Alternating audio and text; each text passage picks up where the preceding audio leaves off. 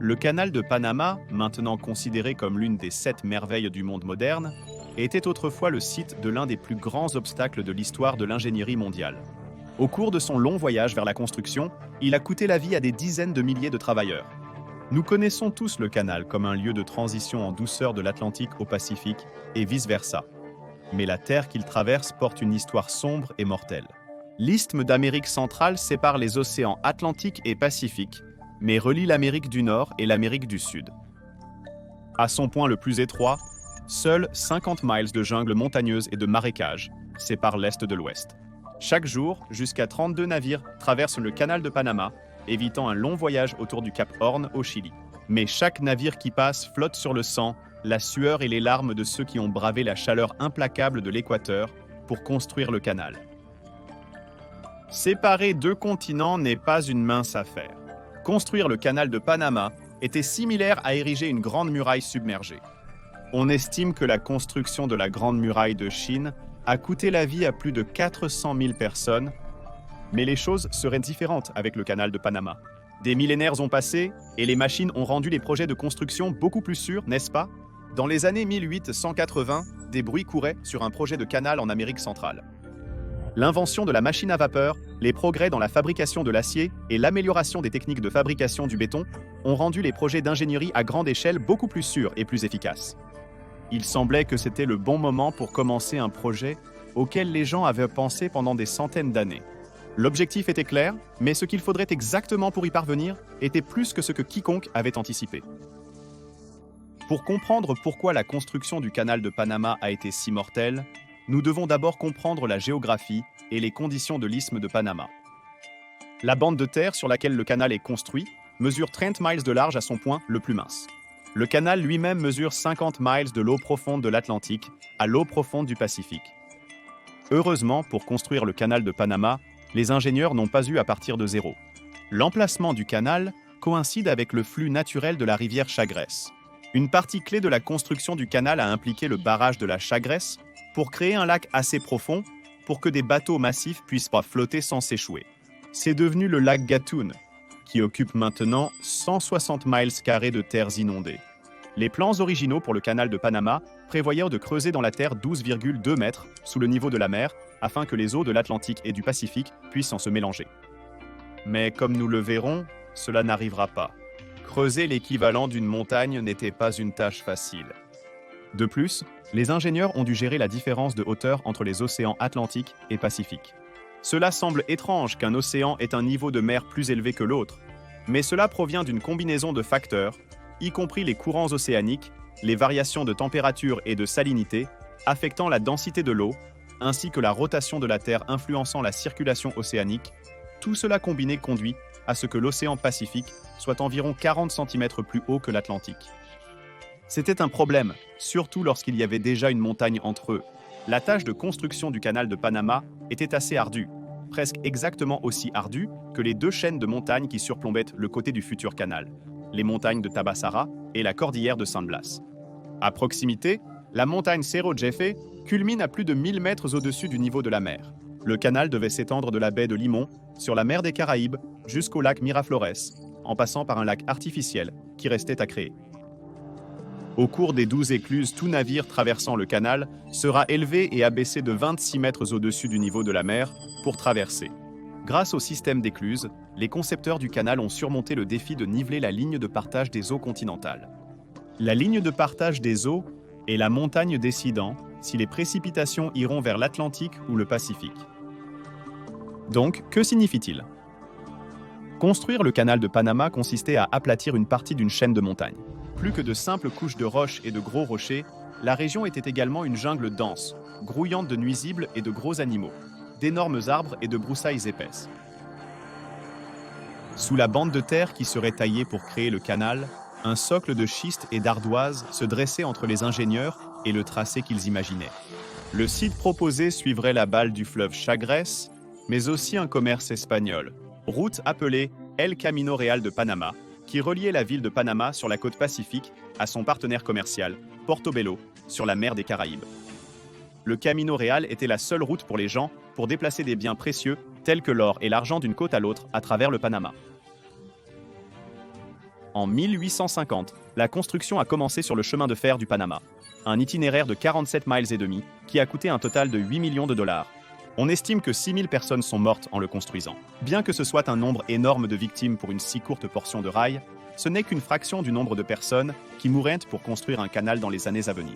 La construction du canal le long de cet itinéraire était un clin d'œil à Vasco Núñez de Balboa, le conquistador espagnol qui a établi la première colonie sud-américaine de l'Espagne. Il a été le premier Européen à poser les yeux sur l'océan Pacifique. Lorsque Balboa a écrit à l'empereur romain germanique Charles V pour lui annoncer sa découverte d'un océan, il a été récompensé en devenant le gouverneur du Panama. Les expéditions et aventures de Balboa dans cette région ont identifié l'emplacement le plus prometteur pour un passage direct vers l'Asie et l'Australie depuis l'Afrique et l'Europe. Mais précurseur de la dévastation qui résulterait de la construction du canal de Panama, l'introduction de colonies espagnoles a décimé les populations locales. De plus, Balboa a amené des Africains réduits en esclavage pour transporter des marchandises le long de El Camino Real, établissant une nouvelle hiérarchie politique, sociale et culturelle qui a détruit les croyances panaméennes ainsi que leur population autochtone. Alors que la démographie du Panama a radicalement changé au XIXe siècle, son climat est resté assez constant. Les températures moyennes au Panama se situent autour de 27 degrés Celsius et il reçoit en moyenne environ 267 cm de précipitations par an. C'est humide, moite et presque impossible de se rafraîchir. Les inondations étaient courantes, particulièrement en saison des pluies. Le climat tropical était un véritable changement pour les travailleurs venant d'Europe et des États-Unis. Même pour les travailleurs venus des nations des Caraïbes pour construire le canal, les jungles montagneuses du Panama étaient une bête différente. Mais avec le canal de Panama, la principale cause de décès viendrait des mains, ou plutôt des bouches, de minuscules insectes. On sait aujourd'hui que les moustiques infectés transmettent les parasites du paludisme et le virus de la fièvre jaune par leurs piqûres. Mais dans les années 1850, les gens n'avaient aucune compréhension de la manière dont ces maladies débilitantes étaient transmises. De nombreux professionnels de la santé croyaient que le paludisme était causé par quelque chose dans l'air provenant des marais. Il suffit de regarder les racines italiennes des mots mauvais, mal et air, aria. On pensait également que la fièvre jaune était le produit de l'air humide se mélangeant avec un sol non drainé. Bien qu'ils aient remarqué des tendances concernant les environnements humides et les maladies, ils étaient très loin de comprendre comment ces maladies fonctionnaient. Le scientifique Louis Pasteur venait de proposer une théorie selon laquelle les germes microbiens causent des maladies, et non pas les choses flottant dans l'air ou les déséquilibres des fluides corporels. Sa théorie est devenue connue sous le nom de théorie des germes et informe notre façon de penser la propreté aujourd'hui.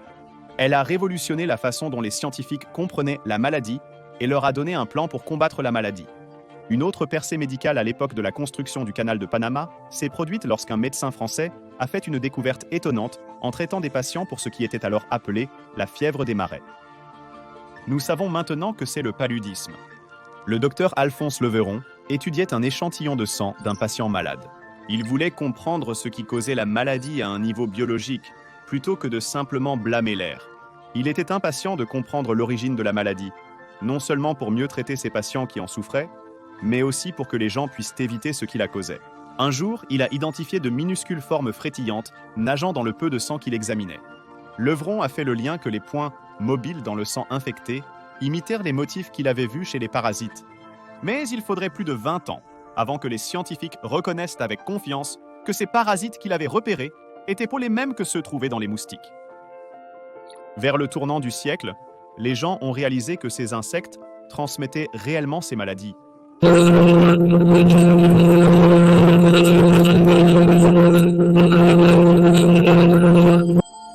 milliers de personnes étaient mortes de la malaria et de la fièvre jaune avant que la science puisse expliquer comment les maladies se propageaient. Dans les années 1870, le centre du Panama comptait quelques villes construites peuplées d'une combinaison d'expatriés européens et d'anciens esclaves. Les locomotives à vapeur circulaient désormais à Panama City, San Miguelito et Colón. De plus en plus d'attention était portée au développement de l'Amérique centrale.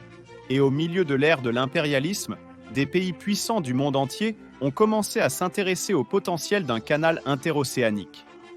Le rêve longtemps inatteignable de Vasco Núñez de Balboa semblait devenir possible suite à la récente percée en Égypte.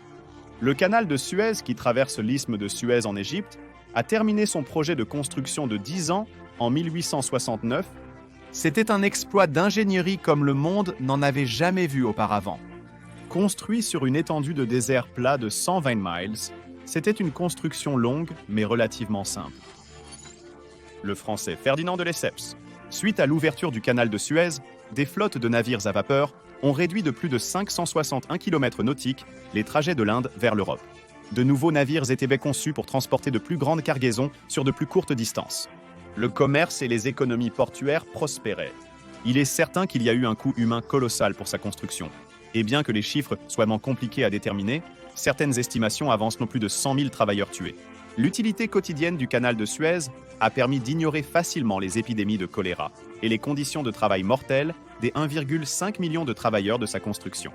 Et malgré les lourdes pertes de la construction de Suez, il n'y a eu aucune hésitation lorsque l'idée a surgi de faire quelque chose de similaire en Amérique centrale. Dirigé une fois de plus par de Lesseps, les Français ont commencé les travaux du canal en 1881. Il a estimé que la construction coûterait 132 millions de dollars et prendrait 12 ans pour être achevée. C'était une fraction de la taille du canal de Suez, mais comme le terrain était si inhospitalier, il a estimé que cela prendrait plus de temps. Malgré sa justesse sur le sujet, ses prévisions du coût, financier et humain, déviaient grandement de la réalité. Juste quelques mois après le début des travaux sur le canal, le premier cas de fièvre jaune a été enregistré, coïncidant avec le début de la saison des pluies. Heureusement, avec l'énorme ampleur du projet du canal de Panama, est arrivé un énorme afflux d'argent, et cet argent a été directement investi dans un hôpital. Mais même avec beaucoup de lits d'hôpital et d'infirmières, les moustiques faisaient des ravages parmi les travailleurs. Pour ajouter de l'huile sur le feu, ces hôpitaux se sont volontairement entourés de petits canaux d'eau. Ces derniers ont été créés pour décourager les fourmis d'attaquer leurs jardins potagers. Mais finalement, ils sont devenus des foyers pour les colonies de moustiques. Alors que les insectes de toutes sortes devenaient un problème de plus en plus grand, le personnel de l'hôpital a mis en œuvre toutes les tactiques qu'il pouvait imaginer pour résoudre le problème. Pour une raison quelconque, ils pensaient que placer des bassines d'eau sous les pieds de lit repousserait les insectes. Ils se trompaient. La fièvre jaune, le paludisme et d'autres maladies pathogènes sont devenus connus sous le nom de fièvre tropicale. Et la fièvre tropicale est devenue connue pour avoir décimé des milliers de travailleurs sur le canal de Panama. Les gens vomissaient des fluides noirs provenant d'estomacs saignants et devenaient jaunes à cause de la jaunisse. Que ce soit sur place sur cet isthme ou en lisant les nouvelles des conditions à des milliers de kilomètres, tout le monde a commencé à réaliser les dangers du travail dans les tropiques. Les entrepreneurs qui craignaient pour leur propre vie continuaient à se retirer du projet, à la frustration de Ferdinand de Lesseps, mais même avec un roulement régulier de la direction, les projets d'excavation se poursuivaient. Au plus fort de son emploi, les Français employaient plus de 19 000 personnes, faisant venir des travailleurs des îles des Caraïbes, principalement de la Jamaïque. De plus en plus de personnes étaient amenées, ce qui signifiait que les moustiques porteurs de maladies avaient de plus en plus de corps sur lesquels se nourrir. En plus de cela, une guerre civile a éclaté dans la ville de Cologne. Début 1885, des révoltes éclatèrent en réponse à l'élection du nouveau président. Des révolutionnaires ont temporairement contrôlé Cologne, porte essentielle pour l'envoi de matériaux de construction du canal, en opposition au nouveau gouvernement. Les rebelles ont tenté de s'emparer d'un envoi d'armes américaines et ont gardé en otage les hommes qui refusaient de remettre les armes. Une bataille a éclaté entre les rebelles, et les troupes panaméennes et les marins américains ont combattu pour protéger leurs propres intérêts. Finalement, les tensions se sont apaisées, mais pas avant qu'un incendie massif ne balaye la ville, détruisant l'infrastructure et laissant des milliers de travailleurs sans abri. Avec le temps et l'augmentation des décès, les progrès ont stagné. En juillet 1885 seulement, environ un dixième du total, estimé que de Lesseps avait projeté, avait été excavé. L'équipe française était au-dessus du budget, sous-performante et responsable de ce qui est estimé être la mort de près de 20 000 personnes. Alors que les difficultés logistiques, naturelles et architecturales mettaient à l'épreuve l'avancement du projet de Lesseps, il refusait d'ajuster sa vision d'un canal de niveau marin, donc plus de cohortes de travailleurs arrivaient et de moins en moins rentraient de chez eux. De Lesseps voulait que le canal soit entièrement au niveau de la mer, comme ce qu'il avait fait avec le Suez, mais son ambition dépassait les capacités de la technologie dont il disposait et de la main-d'œuvre avec laquelle il travaillait. À moins que sa dynamite n'explose 10 fois plus fort, ou que ses travailleurs développent soudainement une immunité à la fièvre tropicale, le canal de Panama semblait condamné. En mai 1889, toute activité sur l'isthme a cessé. Les Français ont dû abandonner le projet qui était censé être un coup sûr pour eux. La fièvre tropicale, une médecine inadéquate et une mauvaise compréhension de la science sont en quelque sorte responsables du lourd bilan de morts du canal de Panama. Mais d'autres facteurs liés à la nature intense du projet de construction ont conduit à de nombreux accidents qui coûteraient encore plus de vies. Même après le contrôle du projet, qui passe aux mains des ingénieurs américains qui ont mis en place des mesures de contrôle des moustiques, le canal de Panama continuerait à coûter des milliers de vies supplémentaires. En 1904, lorsque les États-Unis ont repris le projet, les Panaméens locaux ont refusé de participer à la construction du canal. Ils avaient assisté à la mort lors de la première construction du canal et ne souhaitaient le plus y être associés. En conséquence, les entrepreneurs américains et britanniques ont décidé d'importer à nouveau de la main-d'œuvre, principalement des Antilles. Les installations de logement étaient insuffisantes et la nourriture était rare. Au plus fort de l'activité, jusqu'à 40 000 personnes travaillaient sur le canal à un moment donné.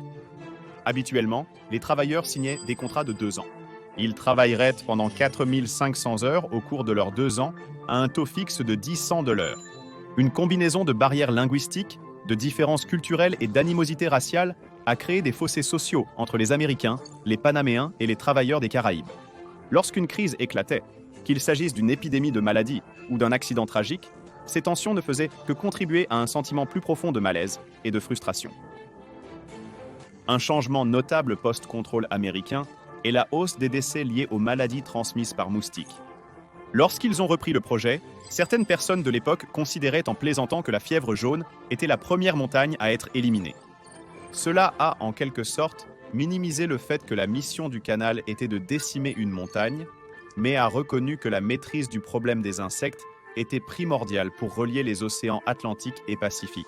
Les autorités américaines ont créé la commission du canal d'Isthmian pour contrôler l'épidémie de fièvre jaune et de paludisme. Au moment où les années 1900 sont arrivées, les scientifiques étaient assez certains du lien entre les piqûres de moustiques et la transmission des maladies. Ils ont établi un protocole précis pour la lutte contre les moustiques. Tous les bassins à proximité des maisons et des villages ont été vidés. Les broussailles et l'herbe ont été réduites à moins d'1 pied de haut. Les bâtiments ont ajouté des moustiquaires à leurs fenêtres et des drains pour empêcher les moustiques d'entrer. La qualité de vie a augmenté avec l'envolée des normes de santé. Mais alors que les décès par maladie diminuaient, la nature même du projet devenait de plus en plus difficile. En 1909, les accidents ont dépassé les maladies comme première cause de décès. D'une certaine manière, c'était un jalon excitant qui témoignait de la puissance de la lutte contre les moustiques et des progrès de la science. En même temps, cela soulignait à quel point il était mortel de participer à la construction du canal de Panama. Au cours du déplacement de centaines de milliers de livres de terre, les glissements de terrain et les coulées de boue étaient fréquents. Les travailleurs qui grattèrent le flanc d'une montagne pouvaient être enterrés vivants en un instant lorsqu'une cascade de roches dégringolait. Lorsque les États-Unis ont repris la construction du canal de Panama en 1904, ils ont pu construire à partir de la tranchée partiellement excavée que les Français avaient beau gratter. Mais ils avaient besoin d'un nouveau plan s'ils voulaient avoir quelque chose de plus que de la terre. 240 millions de yards cubes de roches et de terre ont été excavés sous le commandement des Américains. Avec autant de roches à déplacer, beaucoup de personnes ont été blessées, enterrées et tuées. Parmi les 56 000 travailleurs employés, entre 1904 et 1913 États-Unis a enregistré que 5 855 travailleurs du canal ont été tués. La section la plus mortelle de la construction du canal de Panama était la coupe de Culebra. Traversant la ligne de partage des eaux, la coupe de Culebra était la masse terrestre la plus haute que les travailleurs devaient retraverser. C'était une tâche si monumentale que ceux qui travaillaient sur le projet l'appelaient le gorge de l'enfer. La section de terrain montagneux que les travailleurs devaient excaver était presque 9 miles de long. À son point le plus haut, la montagne que les travailleurs devaient traverser était à 335, 1,5 mètres au-dessus du niveau de la mer. Ce ne serait pas facile. Les équipes ont fait exploser la montagne avec des explosifs. Ils ont chargé la terre desserrée dans des wagons de chemin de fer à l'aide de pelles à vapeur. L'équipe a utilisé de nouveaux équipements tels que des épandeurs de terre, des déchargeurs et des déplaceurs de voies ferrées pour gérer d'importantes charges et réutiliser la terre excavée du canal. Ces machines pouvaient faire le travail de centaines d'hommes en seulement quelques heures, mais l'efficacité ne signifiait pas nécessairement que les choses étaient de plus sûres. L'utilisation de cet équipement lourd en haut du mur du canal mettait les travailleurs dans des positions compromettantes. Le sol instable cédait régulièrement et les gens étaient écrasés ou tombaient à leur mort. Lors de fortes pluies causant inondations ou glissements de terrain, les travaux du canal pouvaient être ensevelis. Certains sont morts d'électrocution, d'autres se sont noyés. Une fois, une machine d'excavation a accidentellement déclenché des explosifs et 23 hommes sont morts en conséquence. Chaque accident de construction que vous pouvez imaginer s'est produit lors de la tentative de création de la coupe de Culebra. Le travail dans le canal était bruyant et chaud. Les travailleurs étaient épuisés et impatients de terminer le projet. Pour lutter contre les moustiques, on encourageait les travailleurs à boire de la quinine en tant que mesure anti-paludisme. Mais le traitement à la quinine avait tendance à provoquer une perte auditive de haute fréquence, et pour les travailleurs naviguant sur des chantiers bondés avec des machines bruyantes résonnant à travers les murs de type tunnel du canal, il était facile de manquer un message sur où se tenir et quand se baisser. L'environnement chaotique au fond du canal se prêtait aux accidents, mais le travail continuait. Avec l'objectif final de créer un passage de 91 mètres de large et 14 mètres de profondeur, les équipes ont dû déplacer beaucoup de terre. On estime qu'il a fallu plus de 27 millions de kilogrammes de dynamite pour réaliser la seule coupe de Culebra. Même avec des températures dépassant les 38 degrés, les travailleurs ont réussi à abaisser le sol du site d'excavation à moins de 12 mètres au-dessus du niveau de la mer. Le canal de Panama ne se résume pas à son excavation. La construction du barrage de Gatun était essentielle pour la mise à jour du design du canal de Panama. Ce barrage en terre était une caractéristique décisive du canal. S'il fonctionnait, il créerait un lac artificiel qui permettrait aux bateaux de franchir la ligne de partage des eaux sans avoir à le ramener au niveau de la mer. Le plan était de barrer le lac Gatun à 25,9 mètres au-dessus du niveau de la mer. Pour amener les bateaux jusqu'au lac et les redescendre au niveau de la mer, les ingénieurs prévoyaient d'utiliser une série d'écluses pour monter et descendre les navires. Ainsi, ils pourraient contrôler l'eau pour faire monter les bateaux, évitant de creuser plus profondément dans le paysage rude. Les travaux de construction des écluses, de la coupe de Culebra et du barrage de Gatun ont débuté en 1909 et se sont achevés en 1913. Un total de 46 portes maintiennent les sections du canal à la hauteur appropriée. Pour déplacer un navire d'une extrémité du canal à l'autre, 52 millions de gallons d'eau sont utilisés. L'échange d'eau d'une écluse à l'autre a un coût bien moindre que les pertes inévitables qui auraient résulté de la tentative de faire le canal au niveau de la mer. Avoir le contrôle du flux d'eau en utilisant des écluses s'est avéré utile pour gérer le trafic à travers le canal. Cela a également réduit la possibilité que des inondations en saison humide ou une période de sécheresse laissent le canal asséché ou infranchissable à cause des rapides. La construction du canal n'a pas seulement modifié la géographie de l'isthme de Panama, mais a également changé les routes commerciales, les équilibres de pouvoir entre les nations et la façon dont les humains abordent la nature. Au cours des 30 années de sa construction, la machinerie s'est améliorée, l'ingénierie a progressé et nous avons appris à contrôler des maladies jusqu'alors inconnues. Une fois construit, le canal de Panama a été considéré comme un triomphe des tropiques, mais il a coûté le prix élevé de 25 000 vies humaines. Si vous êtes intéressé par d'autres histoires de projets de construction condamnés, consultez la vraie raison pour laquelle le plan de l'Italie pour construire un pont vers la Sicile ne fonctionnera pas, ou la vraie raison pour laquelle il n'y a pas de pont entre la Russie et l'Alaska. Merci d'avoir regardé.